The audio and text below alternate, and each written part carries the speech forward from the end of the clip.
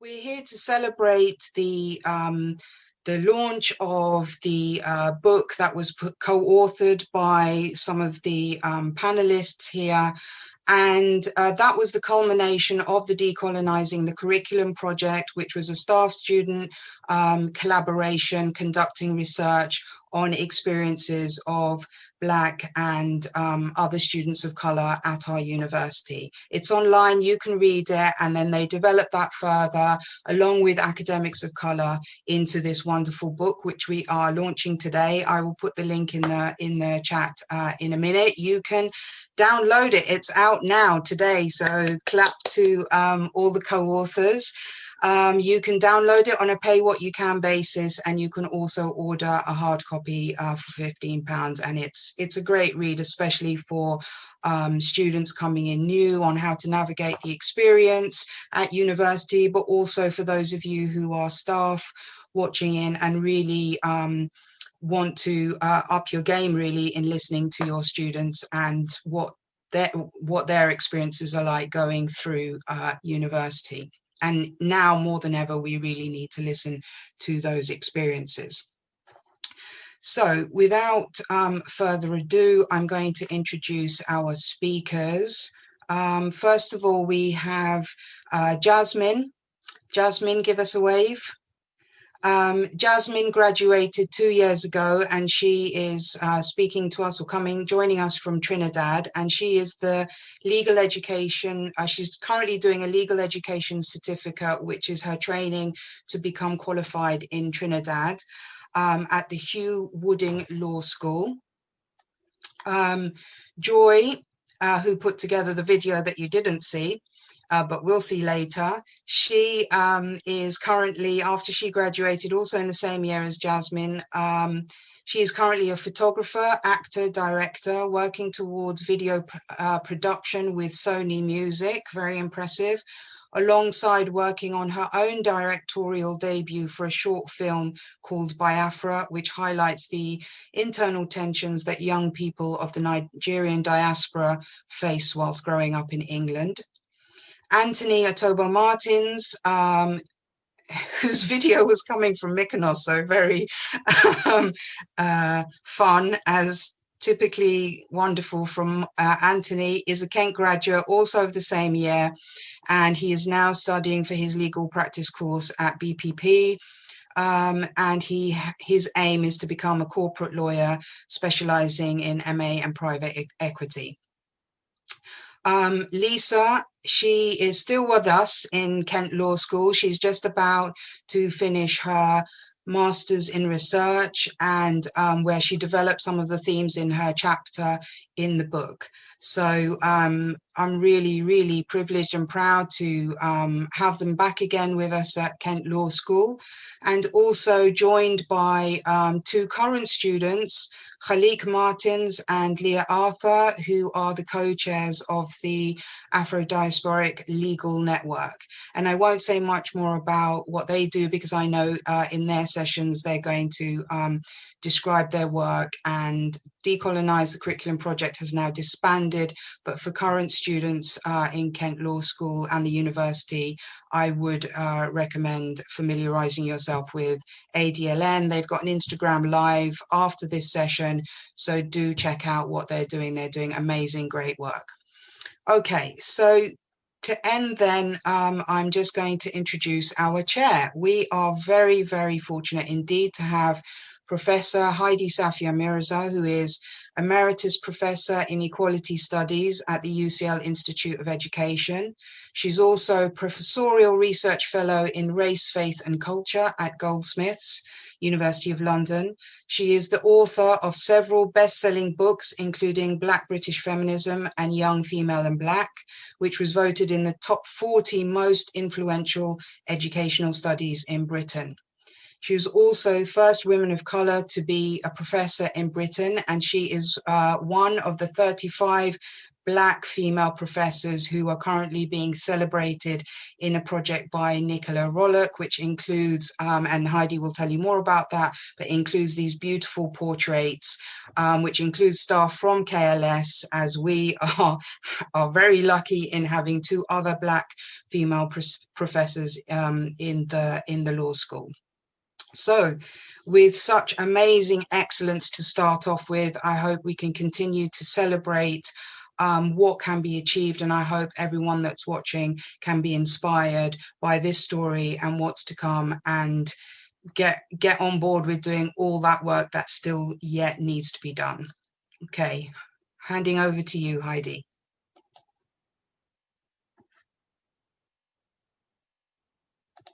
All right, I'm just going to unmute you.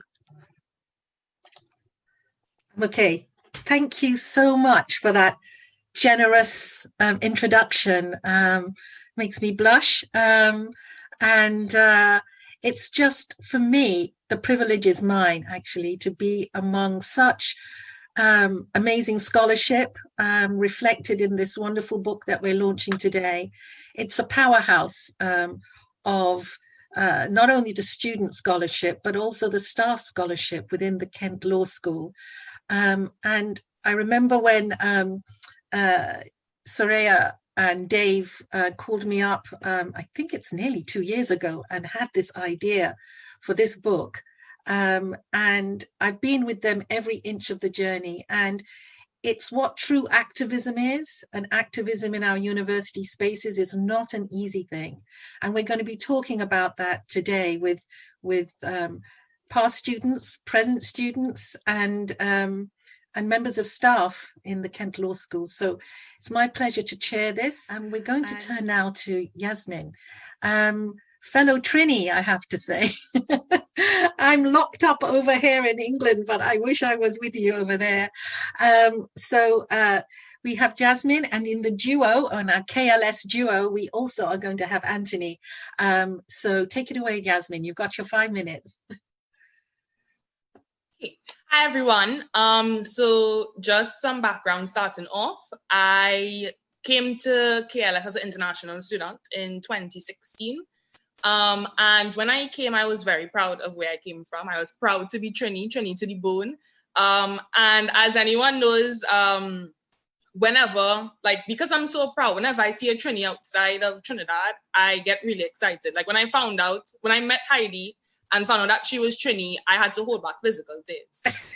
But that's a problem we're not here to discuss today. But so having been proud of where I came from, there was also the sort of need to be like, well, I'm going somewhere where I'm not from. I don't belong. I'm here as a migrant. And there was a lot of discussions going around with me, advice, saying, stay out of trouble. You're not from their country. So, just stay out of trouble, do your work, do what you need to be successful.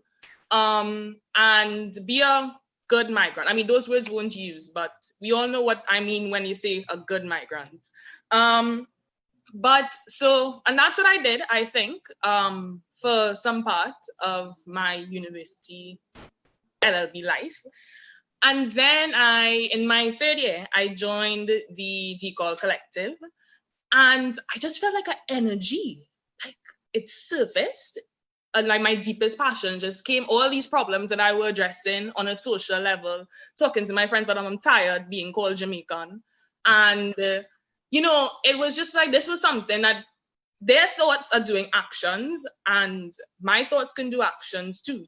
And really thinking about it, my entire region is built on resistance and revolt. All of our successes, evolutions of change has come from resistance and revolt. So in fact, why do I need to conform to be a good migrant, to be successful in life or do X, Y, Z? It just started to make less sense.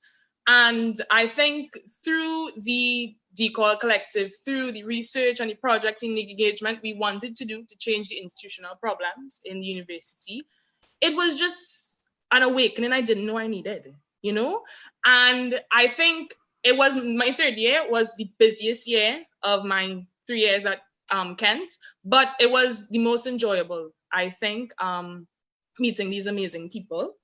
And so I want to say to other international students that you might also feel this, pressure to conform and, fall in line. But I think also what we forget is that a lot of great icons that we still talk about today were once also international students. Like, for example, Althea Jones-LeQuent. She's part of the documentary series that is happening on BBC, Small Acts. I mean, this is not a plug, but they didn't pay me to do this, but I'm just excited. So don't feel the need to conform, mostly because I felt retrospectively that me trying to conform, be this, stay out of trouble, as it was termed, actually was kind of repressing my success and where I needed to be. I think I realized my full potential being part of this project, and that, I can do more than just talk to friends about and complain about issues of life and the institution. There's so many problems that need to be addressed, and I think that we need to continue trying to address them. So my advice to not only international students, but on a broader, to all Black students of color at Kent and everywhere, is that don't think you just need to get by your degree and just do what you need to do for your career. Do things, unlock your full potential. Don't try to repress or conform just because you feel like you need to do what you need to do to be successful. I don't know if this is everyone's story, but it's a lot of stories I've heard from other students like me. So just realize you are amazing, you are brilliant and extraordinary. And just, if you see problems, it's your right to want to address it. Don't conform, please. Don't repress your destiny, and continue the fight, I guess. I don't want to say fight, but I couldn't find a better word. Thank you so much. I mean, I feel like joining back. It's been 50 years, but you've made me feel the fire in your bones. Trini to the bones. Exactly. Yes, never give up. Be yourself, be your authentic self, and fight the fight. Thank you, Yasmin. Anthony. Anthony, over to you. Hi. So I led a focus group of 10 Black male law students for the project, and we mainly focused on discussions around the BME attainment gap. Also gave a speech at about the performance of Black students at the conference, and I wrote a chapter in the book, which is an extension of my speech. There are two key points that came out of my focus group that I think Black men in particular watching this need to be aware of. Firstly is the fact that the BME attainment gap falsely implies a lack of intelligence in the Black community. I don't know if many of you saw this, but the CEO of Wells Fargo, this huge investment bank in America, recently came under fire because he blamed the bank's lack of diversity on a limited pool of Black talent. In other words, according to the CEO of Wells Fargo, it's not the bank's fault that there isn't enough Black employees. It's Black people's fault for not being smart enough. And unfortunately, that perception of Black intelligence isn't uncommon. It's rooted in the BME attainment gap, i.e. this false narrative that Black people are less capable and less intelligent than their white counterparts. And you'd be surprised how many people hold this view.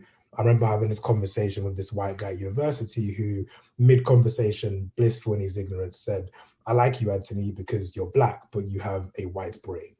Please do not let anybody imply that whiteness equates to intelligence. I graduated with a first-class degree in law with an overall grade in the top 2% of my cohort. So there was not many students who outperformed me, and yet I am nowhere near the smartest Black students that I know. There are a lot of students I know who are much smarter than me and who look just like me. So don't let any statistics or anybody's ignorance create some sort of complex in your mind. You are more than capable of excelling at university and beyond. The second point, following closely on from the first point, is about the underrepresentation of Black men in top corporate roles. It's a fact that Black men in particular are the most underrepresented demographic in most, if not all, top corporate roles. So if you're interested in a career in investment banking or corporate law, consulting, accounting, you are probably going to be one of few. If you look at the Magic Circle law firms, for example, which are the top 5 corporate law firms in the UK, there are 800 partners in all the Magic Circle firms and only 6 Black partners. So my advice would be, although that sounds discouraging, don't let that discourage you. Use it as motivation instead. Acknowledge that is a huge obstacle in front of you and take it as a challenge. The world doesn't want you to succeed, and that's exactly why you should. Excel in your field and then hold the door open for people who look like you. That's my plan. So my advice to address these issues is, firstly, as a Black man, you need to work your ass off. The wise Santander once said, and I quote, "It's working twice as hard as the people you know you're better than, because you need to do double what they do so you can level them." And that is so unfortunately true. You need to be excellent to match white mediocre candidates. So don't come to university to play. You need to be relentless in your journey to the top.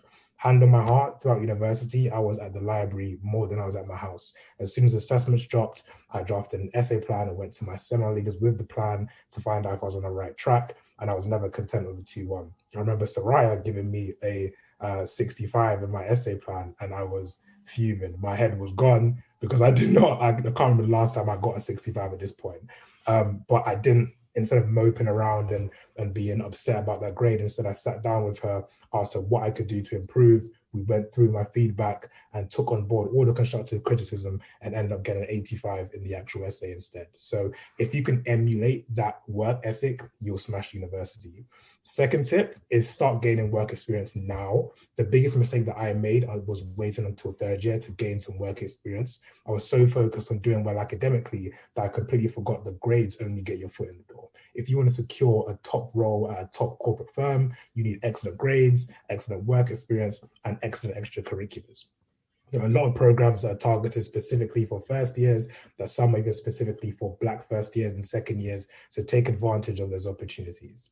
Last but not least, although I've been very, you need to work hard, it's equally as important to have fun. If you do nothing but work at university, you will burn out.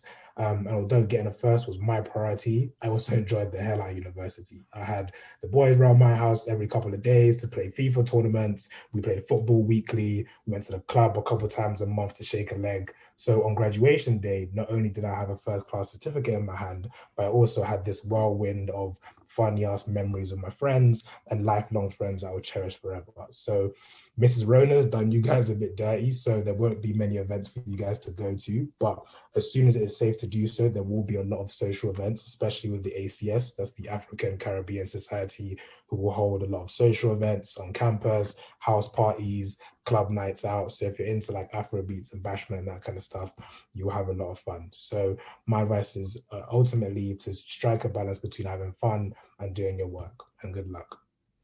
Thank you, Anthony. I mean, that's a real message of excellence over Black excellence over white ignorance. I mean, that's a great thing. And, you know, I might be around your house to have some fun too. So we're going to now turn to Joy. No, sorry. Next is Joy. Yes, Joy and Lisa. Over to you. 5 minutes each. Joy first. Hey guys, my name is Joy. Actually, you already know that. So yeah, I was part of the collective and I held a focus group, and I also initiated a podcast called Stripping the White Walls. I did that with Ufna and Beatrice. So the aim of the podcast was just to, I guess, just have more casual conversations around the issues of race and just highlighting how white the institution of education is, hence the name Stripping the White Walls. Just to I guess talk about why the curriculum isn't as representative of the world as it should be. I also the highlights for me being a part of this, it really helped me find my voice. I wish I was more bold and I guess more confident with the way I felt was innate for me to express myself. Hence why some of you guys probably raised their eyebrows as to why I've studied law and now I'm in the arts and entertainment industry. And I feel like that was for me. So because of that, I felt more confident, using my voice the best way I knew how, which is artistically. So I would also advise you guys to ask for help, because my mental health took a big hit. But being a part of this really lifted my spirits up. It was the highlight of my years at university. If not for this, I really don't know if I'll still be here. So I just want to say thank you to Suhraiya and the whole team, the whole squad. So like, ask for help. I really encourage you guys to ask for help. Like, you guys know who you can go to Mo or Will. Like the sooner the better. And like, be bold in your voice and the way you express yourself. Like, play to your strengths. Like, really, really play to your strengths. I couldn't really encourage that anymore. Like, there is something that you have that's of value that you can bring to the table. And that's one thing that really stood out to me, that helped me whilst being a part of this. I think, I don't know what else to say. I would just also enjoy the journey. Like, really enjoy the journey. Like, you're here and you're gonna get your degree, so make sure you enjoy the journey as you're going to get your degree. Don't just focus so much towards the end goal, and you'll find that you learn so much in the process. As Anthony touched on, like, building relationships with other people. You can find the balance, be honest with what it is you can and can't do, and you can do it. Just believe in yourself and take up all the space that you can. So yeah, that's all I have to say. Thank you, Joy. And Lisa. Thank you, Heidi. Thank you, everyone that's here. So happy to have you here, and for you to see and hear from my amazing colleagues. If I can just tell you a little bit about myself and my journey at university. I started in 2014 and I finished in 2019. And that was a really long journey. I did the year abroad, but I also had a part-time year because I was struggling so much with my own mental health. Initially, my own health, but then my mental health afterwards. When I first started university, I was prepared to just bang everything out, be the best student ever. And a lot of things change. A lot of things change from high school going into university. And you just have to be really sturdy and steady on your feet. And as some of my colleagues have said already, find wherever there is help, seek it out, use it. That should never be something that you're afraid to do, because all the members of staff, administration, they're all there to help you and to make your journey easier. Use all the resources you possibly can. My biggest tip is, if you don't have to buy the books, don't buy them. You can get them from the library. But yeah, so moving on from this journey, I had a few stumbling blocks and they really knocked me back. And I looked for some resources and I didn't find them quite helpful. And that led me to become really drastic and doing things like going to China for a year abroad, because it was absolutely something there's nothing in China that I knew or anticipated. So I thought it'd be a great idea to go there, build some confidence, learn about different things, come back and get ready to go into my final year strong. That did exactly what I wanted it to do. But more than that, when I arrived at my final year, I met this amazing group of people of color, students of color, who had similar experiences to the experiences that I had had. And to be able to have those conversations that had been silenced within higher education institutions, and that we just felt weird feelings that we had inside, but never really had the opportunity to externalize, was really, really powerful. To be able to encounter teams like Building the Anti-Racist Classroom, who helped us figure out more creative ways to express ourselves, was so, so powerful. People who were adults, right, who reinforced those experiences, allowed us showed us ways of writing poetry, creating art, taught us how to speak, or even just watching them speak in confidence about all the work that they were doing, that we were hoping to do. It was all really, really powerful for me anyway. And to have this group of young people who were so impactful to rally around me and for me to rally around them was super, super important. So another tip would be, if you can, as soon as possible, find your tribe of people and find the people that will rally around you and that you will rally around. In the last year that a lot of my colleagues graduated, the year in 2019, carried on and did my master's. unbelonging. And that furthered the work that I'd been Decolonize the University of Kent. It really looked at some of the work we had done and investigated what were students actually saying about higher education institutions? What issues were we having surrounding belonging? How is it that universities could improve their practice? What is best practice surrounding belonging, right? So that's the work that I've been doing, and I'm looking to submit at the end of this year, in December of 2020. But I guess for me, the very best event that we had was the very first conference we had.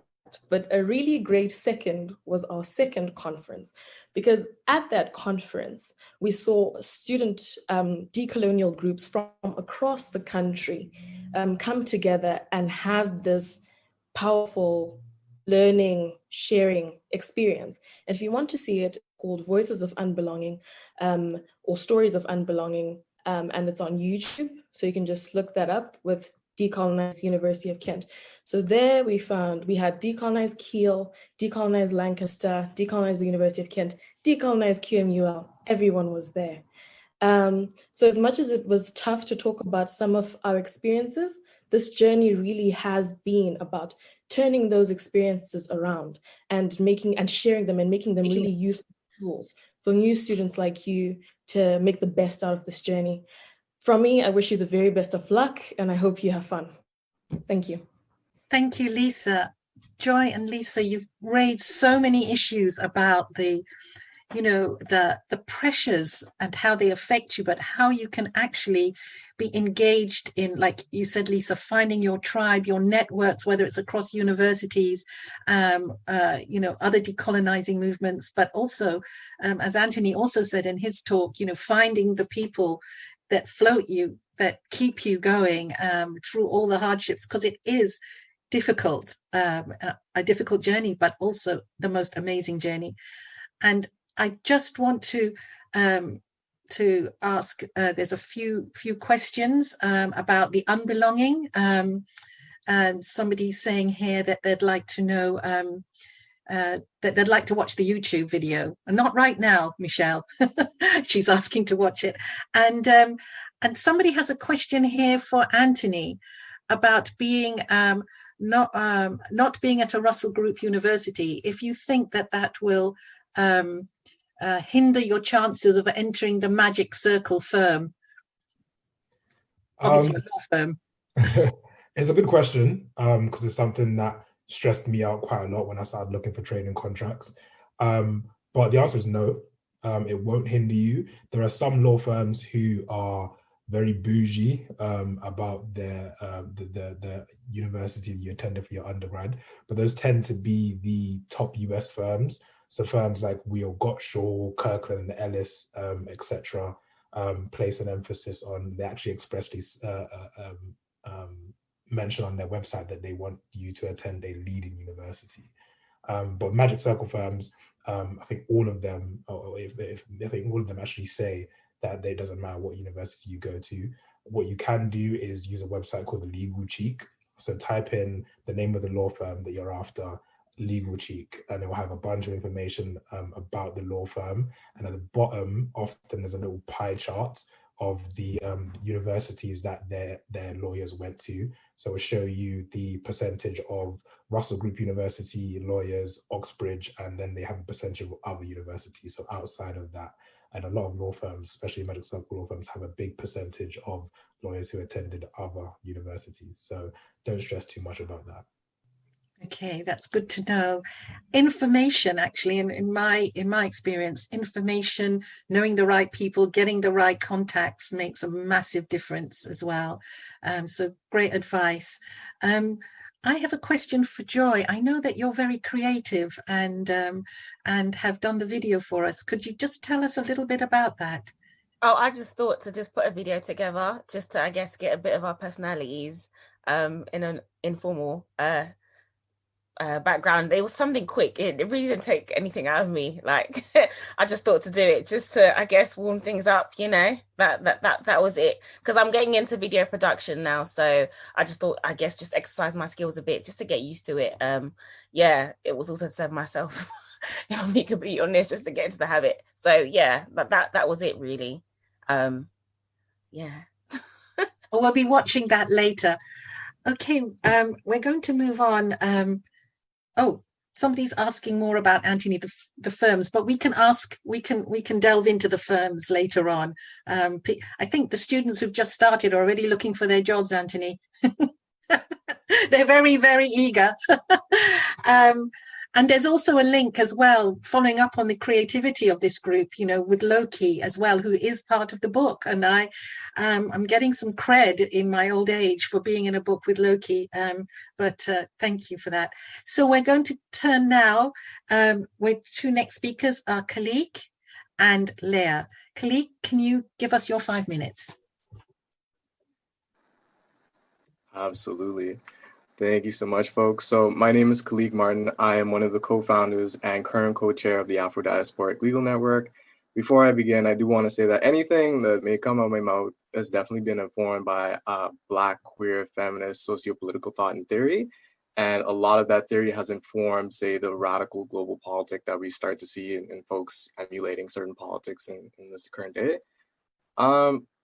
I also want to take time out to give a big thank you for the offerings of some of our previous speakers.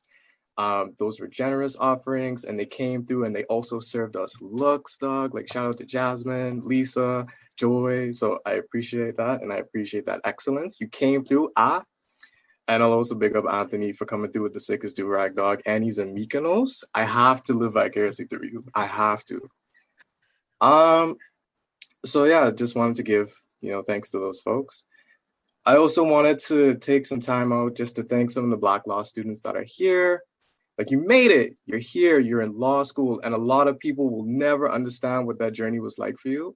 A lot of people will never understand what some of the structural barriers and some of the challenges that you may have faced. But despite all that, despite those hindrances, despite those trials and tribulations, you made it, you're here, and I congratulate you.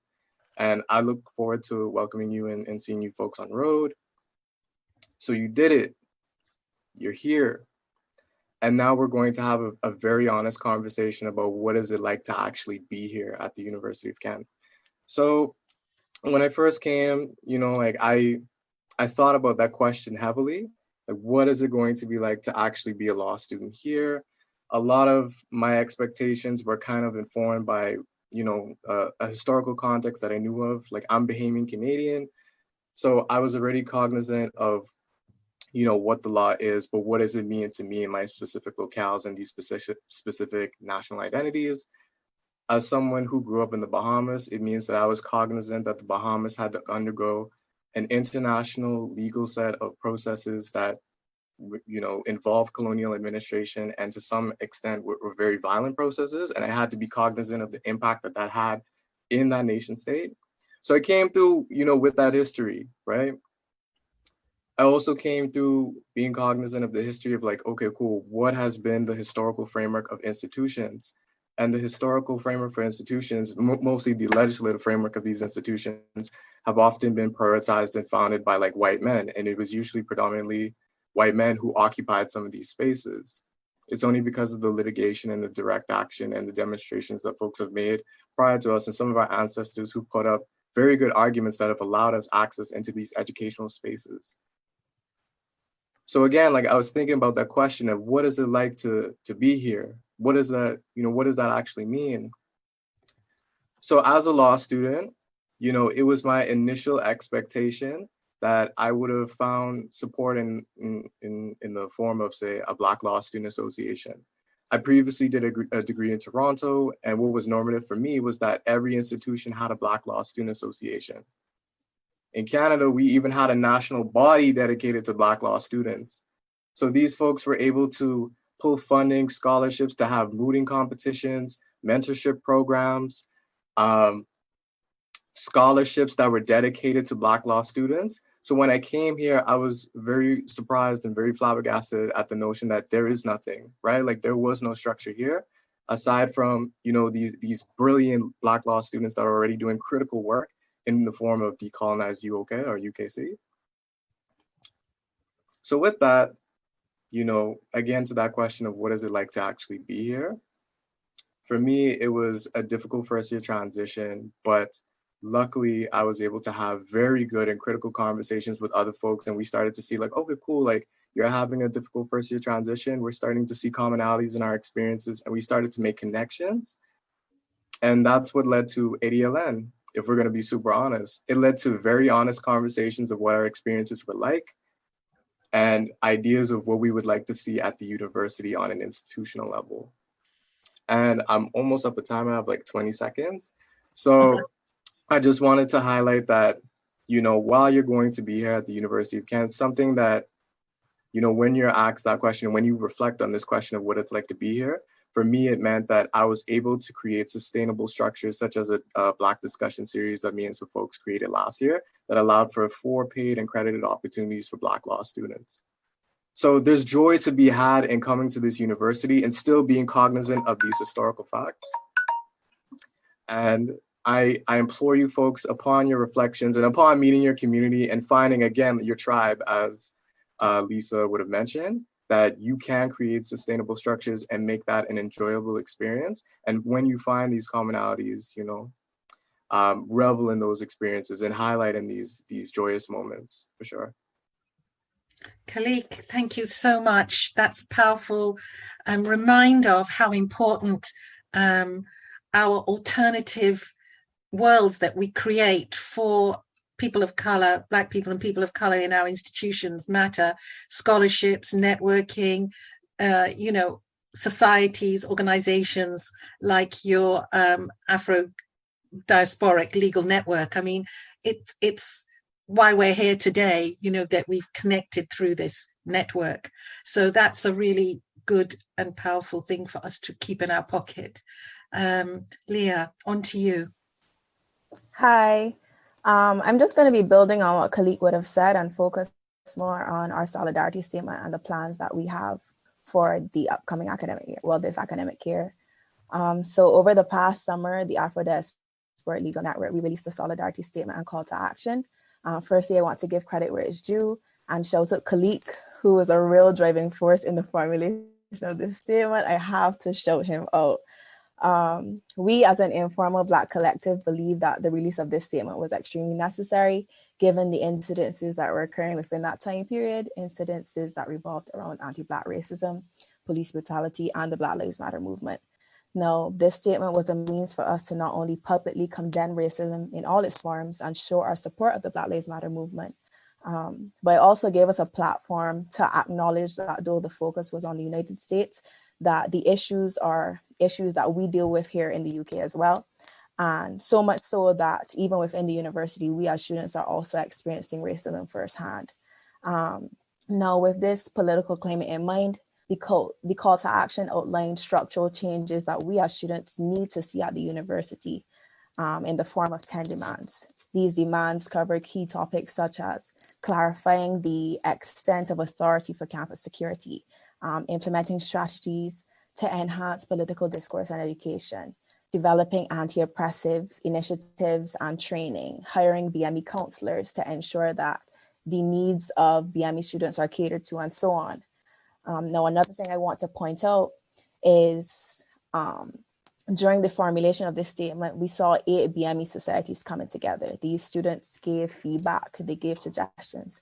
And what this shows is that the issues that we tackled in the statement are things that Black students have been vocal about in the past, and that the demands are things that they need to see implemented to ensure that they feel comfortable and included in their learning environment.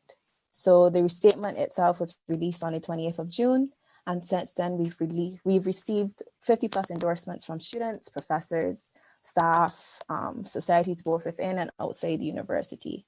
We were also endorsed by the Kent Union and the University of Kent within 3 to 4 days of its release.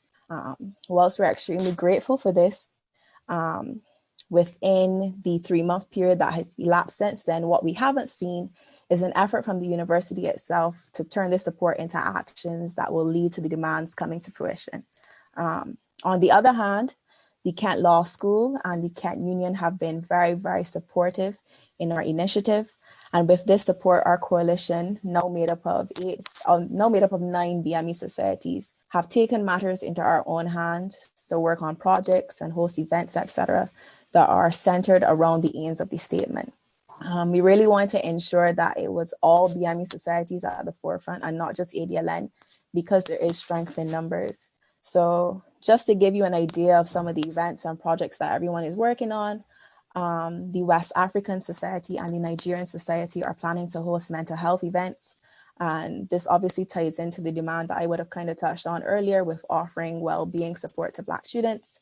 The Kent Caribbean Union is working on compiling a list of scholarships available for Black law students to ensure that we have the financial support, since there are very few scholarships within the university that actually target BME students. Within ADLN, Khalik is actually coordinating subcommittees to focus on clarifying the extent of executive authority for campus security to ensure that BME students are not over-policed, and another committee to analyze the school's accommodation agreement and how its clauses on carding and accessing rooms disproportionately target BME students. Quite a few of our committee members are also working on projects related to political education. So for example, they're continuing our Black discussion series, and this year it will concentrate on political concepts such as white supremacy, colonization, and the history of social movements. They're also working on compiling articles, books, documentaries, and films. And I know Jasmine was also helping us with this to enhance our legal education. And we've already started sharing some of these books on our social media pages. So if you're interested, you can definitely check that out. We've also started a mentorship program for Black law students. This program allows Black students to be mentored by alumni who look like them, who are on a similar career path, and are also more relatable because they're more likely to have had similar lived-in experiences at the University of Kent. We're also working on having some events where Black students get to take up space and Black creatives have a platform to show their work and express themselves. But as I said, these are only a few of the ideas that the coalition has in store, and we're working tirelessly to ensure that we make as many structural changes to the university as we have the capacity to do. I think Khalid would have touched on this, but I just want to stress it again. All of our work is inclusive. Any sexism, homophobia, ageism, ableism, classism will not be tolerated. Any work that we do, anything that we achieve is for women, men, non-binary and non-gender conforming folks, the LGBTQ+ community, the vulnerable, people of differing ages, people of differing mental and mobility needs, people of different incomes. Our work is for us and by us, irrespective of any intersection. So, yeah. Thank you, Leah. That's just, again, I feel like I wish I could join your coalition. But there's something that it makes me a question for both of you, actually, or for all of you, because we're going to open out to full questions in a moment. But you seem to be doing so much work for the university, and down to the curriculum, down to dealing with the security. And, you know, I'm just wondering, what acknowledgement do you get from the white hierarchy for the work that you're doing?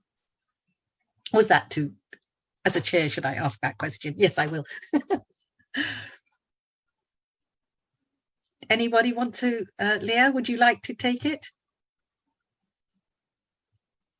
I mean, I'll try. What acknowledgement are we getting? I'm going to try to put this in the nicest words possible. Little to none. From the experiences that we've had over the summer in terms of trying to get support, trying to see what is possible and what isn't possible, we haven't had a very enthusiastic response, so much so that we aren't sure if people were aware of what we were doing in the first place. And we've had these meetings and, you know, there's a certain level of preparation that we'd expect for these meetings, but during those meetings, we acknowledge that, you know, our work isn't recognized, and that's fine, you know, because we have, as I would have mentioned, we are deciding to take things into our own hands. It would be nice to be recognized and to have that additional support, but as of right now, we just decided to kind of do things on our own. So I hope that answers it. Well, you know, in the chat, I'm seeing messages to big up ADLN and all the panelists, because, you know, you're giving so much hope. And as somebody says, you know, 100% racism is active in both the US and the UK. And how from the US, she really appreciates solidarity with you. So you're raising that consciousness just by being here and telling your stories. We're going to move now to opening out to general questions. We've got half an hour of questions and 200 people ready to ask questions. But let me see what's on the Q&A. Please put the questions in the Q&A and not in the chat. It's easier for us to deal with. It seems like, Anthony, you've triggered a lot of interest by the students. Paul wants to know when he should have his CV ready, and about work experience. He's saying, what work experience would you specifically recommend, and how long should it last? And should you have his CV ready for it? I think Paul's raring to go. Okay. In terms of when your CV should be ready, now, like literally right now. So the application windows, for law students, it's you have the winter window, spring window, and summer. So a lot of firms will open their application window for the 1st of October. So it's open now. So there'll be first year workshops and insight events that you will be able to apply for now. So your CV should be ready now. In terms of specific experiences, try and get insight events, vacation schemes, open days. For corporate law, those are the main things you need to do. But explore other things as well. For these corporate law firms, the hardest thing to do is to justify your decision to pursue a career in commercial law. Because the thing about commercial law is you have these huge salaries. Some firms starting salaries are like 100 to 150,000 pounds, and that's a lot of people's reasons for applying. So you need to make it clear that you haven't just one day woken up and decided to be a commercial solicitor, or that you're just doing it for the money. You need to show a well thought out and calculated decision, and how you arrived at decision to pursue a career as a commercial lawyer. So the good way to do that is to get work experience in a lot of different other avenues. So you can say you considered a career as a barrister or investment banking, and you dabbled in all these different areas and it wasn't for you. And then you did a vacation scheme at a commercial law firm and you loved it. So try and keep your work experience as broad as possible. What about doing work in the community? 100%. 100%. One thing about these top city law firms is that they are very heavy on pro bono work, which is free legal service for people who can't afford it. So that could be some sort of community service, helping local charities, doing work abroad. So if you can show that you have a passion for helping people less fortunate and desire to help people, that's something that they will like to see. I, for example, did something called a duty possession scheme, where it's a pro bono service where you help people who are facing evictions. And when I had got an interview, the interviewer loved that, and we spent about 20 minutes talking about it. So definitely do stuff like that as well. Yeah. Yasmin, can I ask you about, you're now in Trinidad, you're at the law school there. I know exactly where it is. And, did you take the experiences that you learnt at Kent and were able to apply it, like to do pro bono work or external support work? No, definitely. I try and, like, my life didn't end at Kent, and we have to carry on. So I'm actually doing a project now with some Kent alumni from the law school. It's about 4 of us, and it's called the Race to Equality Project. It's a platform where Black students of color, or people of color and Black people can share their not frustrations, but it's more of a sensitization to bring up the issues and themes that we encounter, So from racism to classism to sexism to xenophobia, etc. We have a whole long list. We have a website, everything. So you can check us out, R2E Project, to the number. So, and I think that really drove, like, I have, part of being part of the project is because, again, the energy and etc. that I got from being at Decol. So even in Trinidad, there's another project that I'm working on here. And as much as possible, I try to find ways to continue what I'm doing. I think just because I'm not at Kent or in the UK doesn't mean that my thoughts stop there. That's one thing I definitely learned. And so I think it's important to continue doing the work that you need to do outside of university. And yes, so in the law school, well, I only just started this week. This week is orientation week. So there isn't anything that I can say about that. And in terms of jumping into that, but overall, I would say that I've continued doing the work that I thought relevant, and I encourage everyone to do the same. We've got a question here, and I think, Lisa, this is for you, because you mentioned, not to buy books in the library, but Levi Mercury is saying things are a lot different now. These are unprecedented times with the COVID. Getting a book in the library is not really an option. Is there any advice that the panelists can give of studying while in lockdown, specifically now? Thank you, Heidi, and thank you for your question. I think in some ways it's even better now because you have you can access a lot of things online, and more books are being uploaded online specifically because of the current circumstances.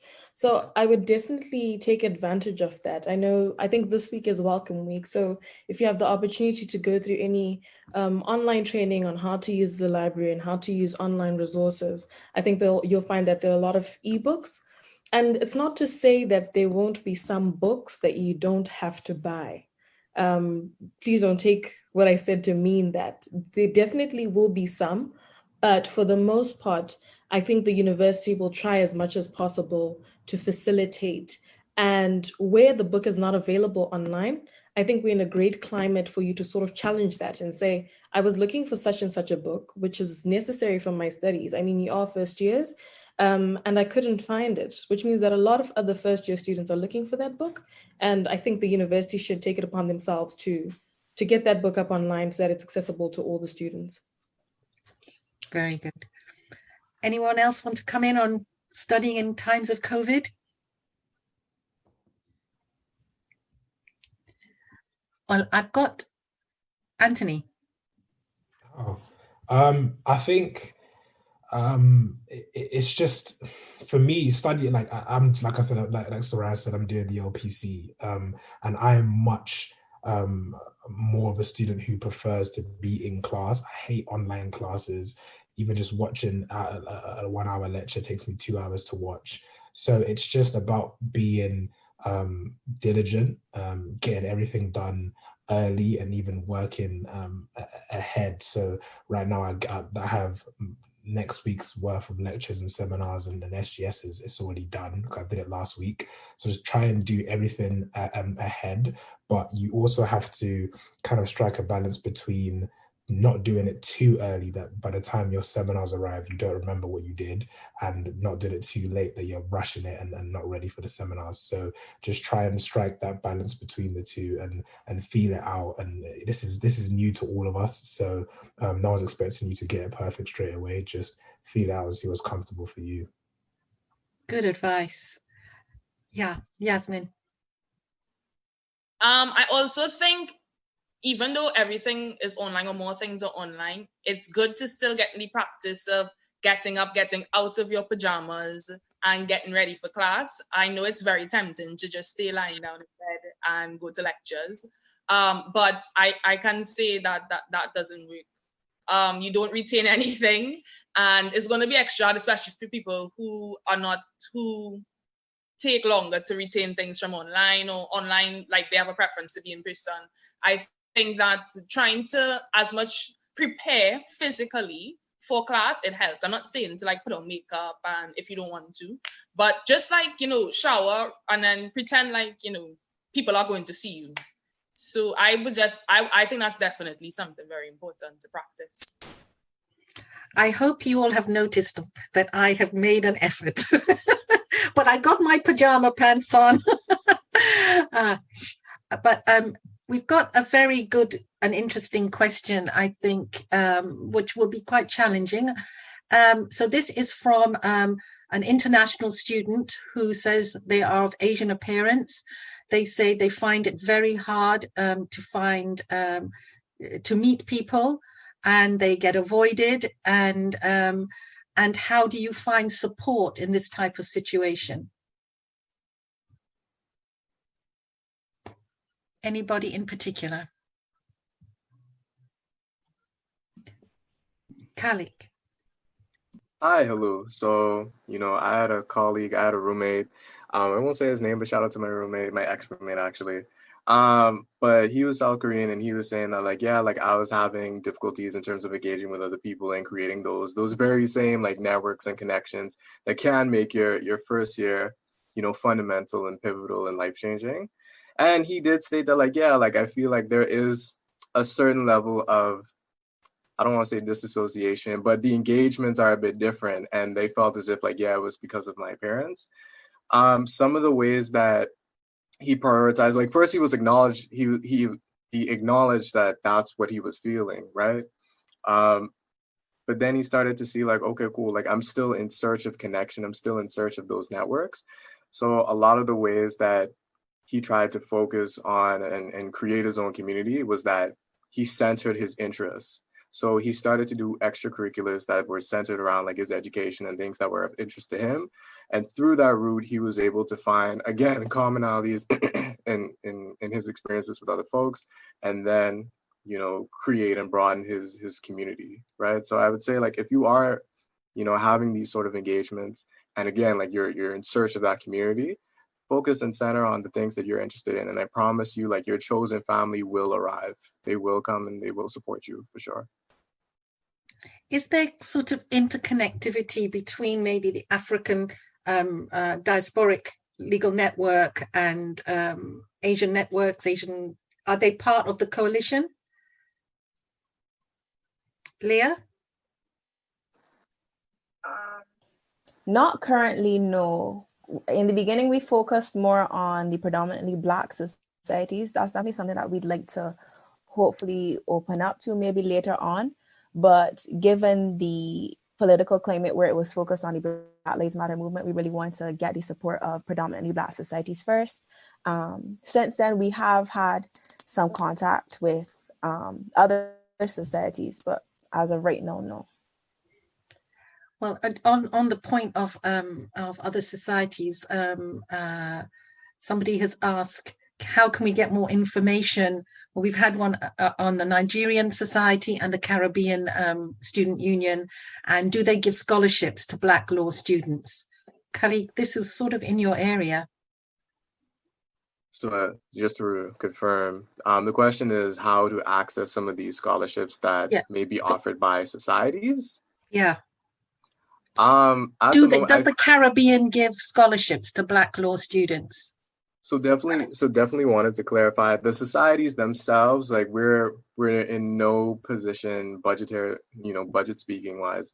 And we don't get the funding through student union levies, though that would be helpful and that would be ideal if we form some sort of community service group and then have conversations on supplying students with scholarships. And hopefully we do have conversations like that in the future. But I believe when Leah was speaking about an initiative that those two societies are doing, they aim to pool and research and devise some sort of document and way of disseminating the fact that these scholarships that exist, I imagine not only in the United Kingdom, but in the global context, like these scholarships are here for you to access, right? Like there's definitely a priority of making sure that folks are aware of some of these scholarships, and again, helping to mitigate some of these structural barriers that we see students experience, particularly students who are of low income backgrounds or who do have, you know, significant issues with finances. So I imagine when those folks are ready, they will start to begin and disseminate, okay, where you can, find some of these scholarships. So do look out for those folks when they do start disseminating that, for sure. Great. Well, Joy, you're going to really like this question, especially for you. How did you transition from law into the film industry? So this student hasn't even started law and wants to transition out. But I think that's it's something that you could speak to. So truth be told, I have a strong background in theatre.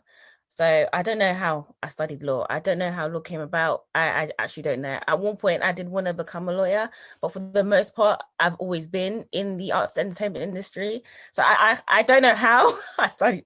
I have no idea because my parents did not force me to study it. So I'd say getting back into it, it was easy in the sense that, okay, like Joy, you've always known in your heart that this is what you're kind of designed for, to be in this industry. But it was hard to navigate in terms of establishing like strong connects, because it is a skill, like it's like a 50-50. You need to know the right people, but you also need to know what it is you bring to the table.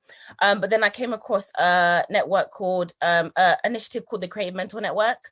So I applied to get mentorship from Sony Music. So then I got it, and that's helped a lot. So my mentor, who is a manager there, connected me with a lot of people that are within the industry that can help me out. So like, yeah, it's been easy but hard. And I think when you know what it is you're supposed to do, it kind of makes things easier in that sense. It doesn't make the journey easier, but it makes it manageable. So yeah, I think that's what that answered your question. And also, whilst I was in university, I was doing a lot of side projects as well when it came to acting. So I think it's always been in my heart to do so. And also, I think with the help of being a part of the, I've got the Creative Mentor Network. That's where I applied. That's where I got the mentorship through.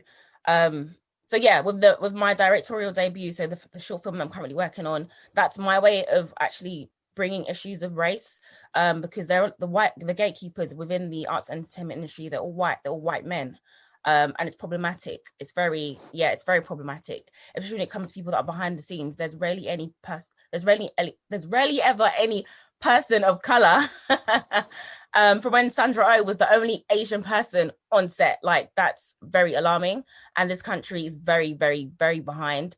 And I just knew that this is where I can be of help and of impact and of bringing the solution, especially with being a part of the Decolonize UKC collective. I just know what it is I should and shouldn't do, and how to, it's giving me more wisdom. So yeah, that's it. It wasn't. Yeah, that's all I have to say. Well, that's, you're a fighter, and it's really amazing that you've taken your law background into the arts world. I'm sure it will stand you in good stead, Joy. But I've got quite a few questions here on how do you find out about mentoring, and I'm going to ask some of our members of staff, either Mo or Will, because how do you get official mentoring as a student? Mo?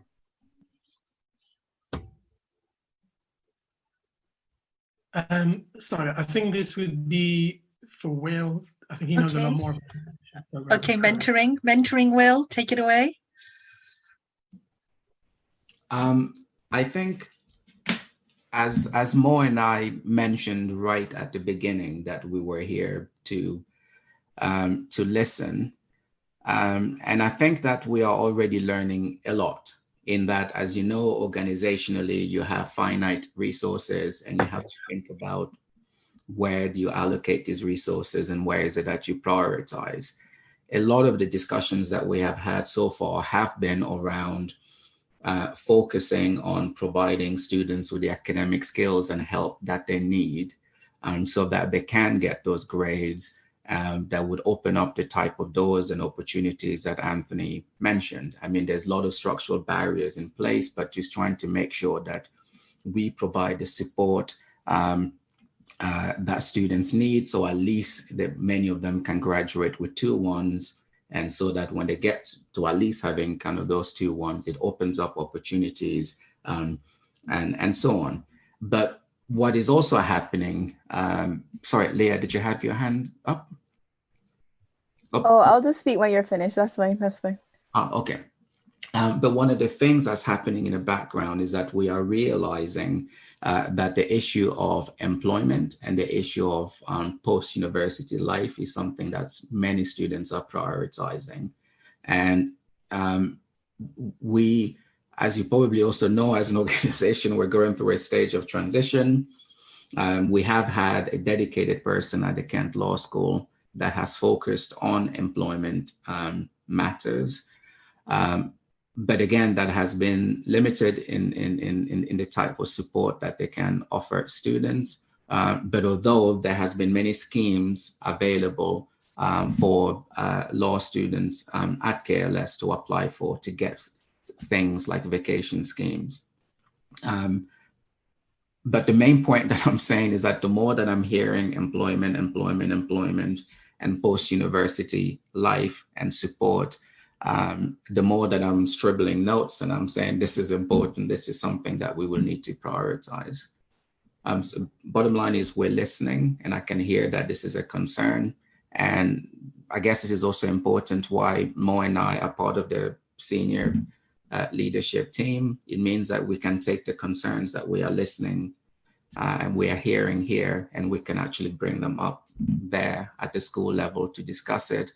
And I also know that we are meeting with Leah and Khalid tomorrow, again, as part of this listening exercise, and also to, again, think about how do we translate what we are hearing into organizational priorities to meet the demands that students need. Leah, you wanted to say something?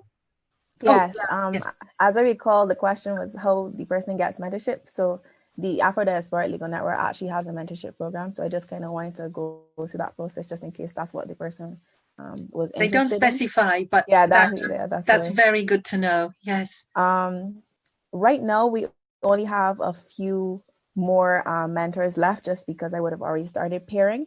But if you are interested in mentorship, please just send us a message on our Instagram page. Our Instagram handle is ADLN Kent, right? Yeah, ADLN_Kent. Yeah, ADLN_Kent. And then I'll send you an email that will have a Google form that you can fill out that will ask you questions about your interests and your background and what career path you want to take, etc. And based off that information, I will pair you with a Kent alumni or a third-year student, depending on what stage of your degree you're at. And yeah, you'll be able to get mentorship there. However, I want to stress again that I do have limited mentors left. So if it's a case where I can't pair you to someone who may be of a similar legal interest now, when the program expands in the spring term, I will definitely pair you then. Just to reiterate, because I did see a comment, the Instagram page is ADLN_Kent. So yeah. There's quite a few questions. We're coming to the end in very soon, but there's a few questions around getting work experience. It seems like a lot of people are quite anxious about what law firms to contact and how they go about it. That aspect of moving from the course into the workplace. Does anybody particularly would like to answer that question? They are aimed, one or two are aimed directly at Anthony, including one person who said that their screen froze and they didn't hear the law companies that you suggested. So Anthony, over to you. So the two law firms I mentioned were Weil Gottshaw, sorry, it's WEIL, Gottshaw's GOTSHAL, and then Kirkland and Ellis. Those are the top US firms who ask for I think 3 A's at A levels and a 2-1 from a leading university. In terms of, I've forgotten the question, work experience. So for work experience, if you just, how I advise you do it is there's certain websites like lawcareers.net, Bright Network that you can subscribe to. and then they will send you emails of opportunities that are available. So different work experience like open days, insight events, or vacation schemes. How I did it was if you just type in list of top city law firms in the UK, if you type in Chambers students, you'll have a table of pretty much every single law firm. And then I'd go type in the law firm names, go on Legal Cheek, because Legal Cheek will give you pretty much all the information you need to know about the firm in terms of their salaries, in terms of their working hours, their average hours, in terms of their work-life balance, work from home policies, everything. So once you've kind of looked at those, then you can go to the firm's website if it looks like a firm that you'll be interested in, and then just go on their events and opportunities page, and then they'll have a list of all the work experience opportunities available. So filter out what firms you want to apply for, use a Legal Cheek, and then go to their website and apply for the opportunities there. Thank you, that's great. Good practical advice for us to end on. And I want to thank everybody. What an amazing lineup, and what a gift you've given. And some people have written, you know, what a gift this is that you have shared so generously, your experiences. Some are painful, some are strategic, some are just downright hard work, but you've shared your politics and your activism with so many people today, and shown that you can decolonize your institution from the inside out, because the outside in ain't listening. But so thank you for your energy and your skills and your I want to say particularly Jasmine, you know, that fire in our bellies, the fires in the bellies, all of you. Yeah. So thank you so much for what you've done. And our wonderful host, Suhraiya, is going to play us out with a video. Thank you so much. Yes, yes. Thank you so much, Heidi, for wonderful chairing of almost 300 participants. And thank you to our panel. And also thank you, and I want to just give a shout out to the other authors of the book, Ava, Collins, Ahmed, Anamika, Hejan, Wahida, and some of them are in the audience. So, you know, congratulations to them as well. And we're celebrating together. Thank you also to Building the Anti-Racist Classroom Collective, some of whom are in the audience, for all their support, and all the other scholars of colour, including Heidi and our very own Professor Tony Williams, who made contributions to the book as well.